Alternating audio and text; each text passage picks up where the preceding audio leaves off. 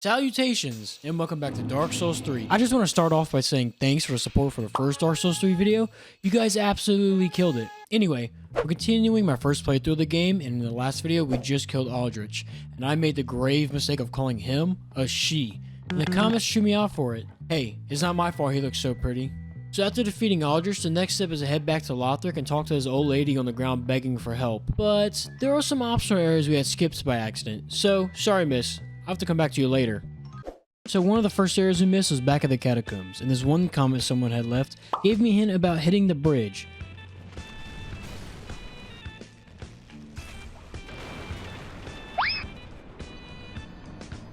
Okay, I don't think that's how you go down there. I'm not gonna lie, I did the same exact thing about 3 times before I saw the ledge I was supposed to land on. If you're wondering why you could barely hear me during gameplay, it's because I accidentally used the wrong mic to record. So, that's great. Anyway, following the path had led us to the Smoldering Lake. The Smoldering Lake is a very interesting place. Right off the bat, you can tell something is wrong because of how open the area is, also being accompanied by a strange sound coming from my right, which turned out to be a 500-foot stack of 3 crossbows that shoot at you. What the fuck is this area, bro? And if you thought that was weird, well, on the left side there's a giant worm, and honestly, I was not expecting to see this in a Dark Souls game, so it kind of took me off guard. Shield of once? Yeah, I want to get the hell out of here. So instead of trying to fight the worm, I booked it straight to the boss room and got comboed into oblivion. Pickpocket! Pickpocket! Go! Well, after that embarrassing defeat, I went towards the left side of the map, and remember that giant crossbow from earlier? Yeah, it shot me down into this cavern. And let me tell you, this cavern is filled with Dark Souls 1 references. One of the first ones I saw was one of those statues that shoot fire at you. You know, the ones from Lost Izalith. Speaking of statues, this place is littered with Taurus Demon and Asylum Demon statues. Makes me wonder what was going on down here. By the Chaos Flame Ember, and also Guaylan. But one of my favorite things I came across was the Black Knight Sword. If you don't know, this is the same sword that carried me through my Dark Souls playthrough, and seeing it in this game was actually really nice. Makes me think that these games are connected somehow. Also, we were able to find a way up to the giant crossbow and turn it off, so we ain't gotta worry about that anymore. As well as find a bonfire that was right next to the boss, so it all paid off at the end. And you know what that means, it's time to get my freaking revenge. And my revenge is what I got. Oh, shit. There we go.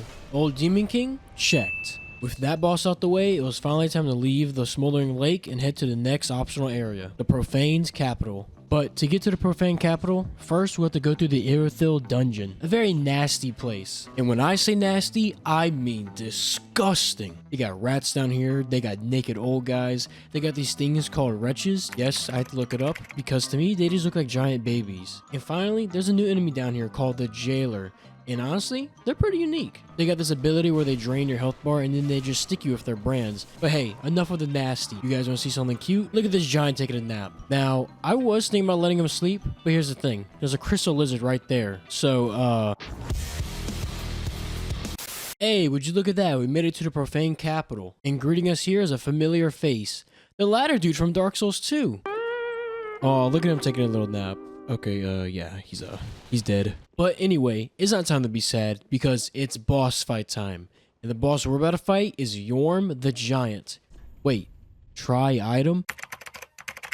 No, it's a gimmick fight. Yeah, in all seriousness, this fight was underwhelming. Probably because I had my expectations pretty high. I mean, this guy was in the opening of the game where he looks absolutely badass. But sadly, they just made him into a gimmick boss. So I go in and grab the Storm Ruler, and I don't think I'm using this thing correctly. It took me like 10 minutes to figure out how to use the sword the correct way.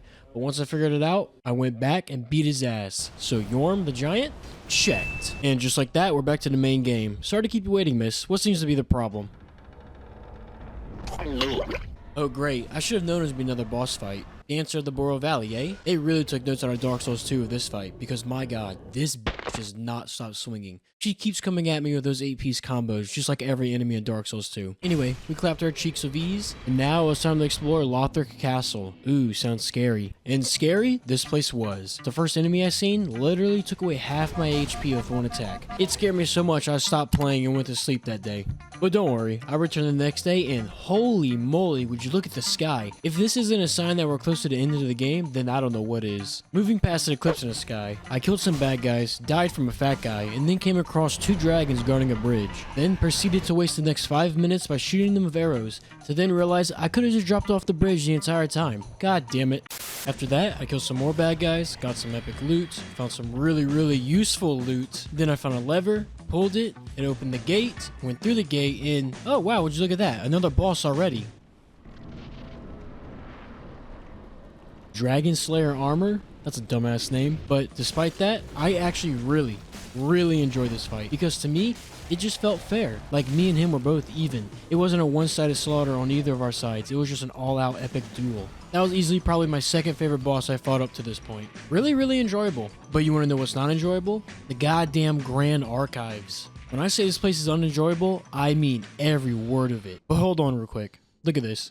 I can dunk my head into this wax. Yeah, I have no idea what it does, but it looks funny. Going back to this place beating my ass, it's all because of this guy right here. The, pulled sword guy. I don't know his name. But he killed me countless times. So many times, in fact, that I went to go upgrade my weapon and even respec, only to come back to him still clapping my cheeks. Despite the cold sword guy, there are also a bunch of other enemies here as well, such as those candle dudes that throw wax on you, or my favorite, the books that have arms that give you curse. Those guys are fun. Also, those silly little goblins have returned. And for some reason, the crystal sage is down here. I'm not sure exactly why, but hey, I ain't mad. Not only is this place littered with enemies, it is also littered with upgrading materials. So if you ask me, I see that evens it out. But the bullshit still continues even when you make it outside. They throw like 5 gargoyles at you. But once again, they also give you some more upgrading materials. So, I ain't complaining. But after doing some exploring, I was finally able to go and beat the cold sword guy. And then immediately after that, I died to a normal ass enemy. Making my way upstairs, I found a message that said, try bravery. And then another one that said, be wary of trio. Then I just turned around and ran away, because I was not about to fuck around and find out. I'm just kidding, I ain't a coward. I fought them first before running away. Yeah, that elevator ride was very sad, but it gave me time to think, and I came up with an amazing idea. I need a new weapon. So I used the soul of the Dragon Slayer armor to get the Dragon Slayer Great Axe, and holy shit, this thing is awesome. I went back to that stupid trio, and it was just an absolute slaughter. But afterward, I started heading my way to the very menacing castle in the distance, and inside, very shockingly, there was a boss fight inside. I don't know what kind of boss I was expecting, but I know it was not some guy crawling around on his knees. Well, technically, he just teleports, but still. The first phase of the fight is pretty easy because all it is just the Elder Prince, and all he does is just teleport around and swing his cool looking fire sword. The tricky part of the fight is the second phase, because once you kill the Elder Prince, the younger brother teleports down and revives him, then hangs on his back like a cute little backpack. And now you have to worry about his big bro while the young one shoots projectiles at you. And there's this really cool feature where if you kill the older brother before the younger one, he will just revive him mid-fight. And this completely took me off guard when I first saw it. No way! So much that they actually beat me my first time fighting them. But I came back and bro was low-key beating my ass during the first phase, but I still managed to beat him and beat both of them during the second phase as well. King Lothric? Checked. Now I'm pretty sure we could fight the final boss of the game, but there are some optional areas we can also go through, so we're going to do that instead. The first optional area we are going to is this little detour right before heading into Lothric Castle, and right when I get there I am greeted by this screaming in the distance. I'm guessing that's the boss. This area is called the Consumed King's Garden, and honestly, nothing really eventful happened here, besides me getting evaded and then falling off the ledge and him getting a plunging attack on me. Yeah, that was embarrassing. But besides that, everything else was just straightforward. Even the boss fight was pretty lame. He reminds me of Seath from Dark Souls 1, so I'm guessing they're related somehow in the lore. But during the fight, it sounded like they used a stock sound of a baby.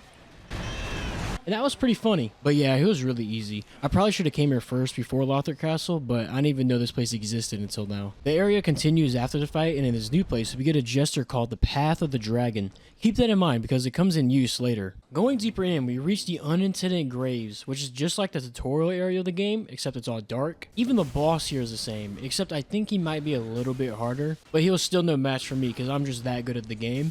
That's sarcasm, by the way. They even put Firelink Shrine in here, and the Handmaid in here as well. She's just sitting here in the dark all by herself. She's also selling Artorias' armor from Dark Souls 1, so you already know I had to buy it. Remember the Path of the Dragon gesture we got earlier? Now this is the part where it comes into use. We head back to Ithril Dungeon, and on this ledge where this weird dragon statue is sitting, we just use the gesture and sit next to him. We fall asleep, and then we get transported to Archdragon Peak. If you're wondering how I figured this out, well, I simply just looked it up. Because I know there's a boss in this game called the Nameless King, and I had no idea where he was. And now I'm wondering, how the hell did people figure this out when the game was first released? But it's not a good time to be thinking about that right now, because we're about to fight a very difficult boss, or at least I heard he's difficult.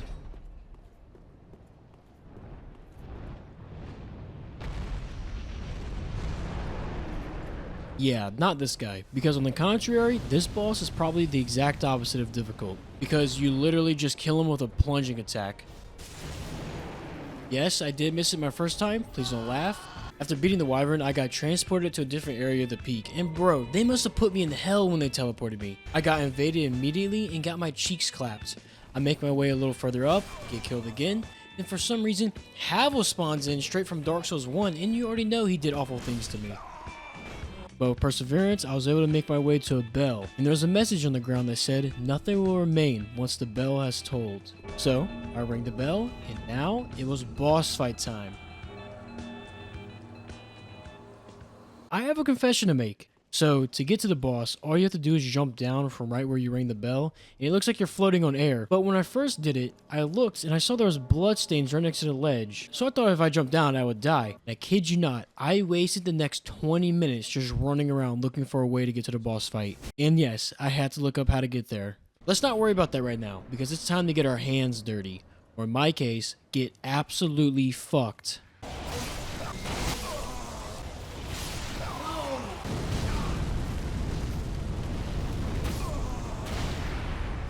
I've played both Dark Souls 1 and Dark Souls 2 recently on my channel, and in both of those games I struggled. But there was never a point where I had any doubt if I was going to be able to finish the game or not. But during this fight, those doubts were slowly going through my head, and also my controller was drenched in sweat. But on my fourth attempt, something must have summoned deep inside of me, because I was absolutely clowning this guy. And I got my revenge for getting my cheeks clapped earlier. Take that, firstborn of Gwen. You like that line? Yeah, I've been catching up on my Dark Souls lore. This was a really fun fight. Really difficult, but it was still pretty fun. And it was absolutely epic. I say that unironically. If you enjoyed the video, don't forget to like and subscribe. And join me in part 3 where I'll be beating the final boss and be going through both the DLCs.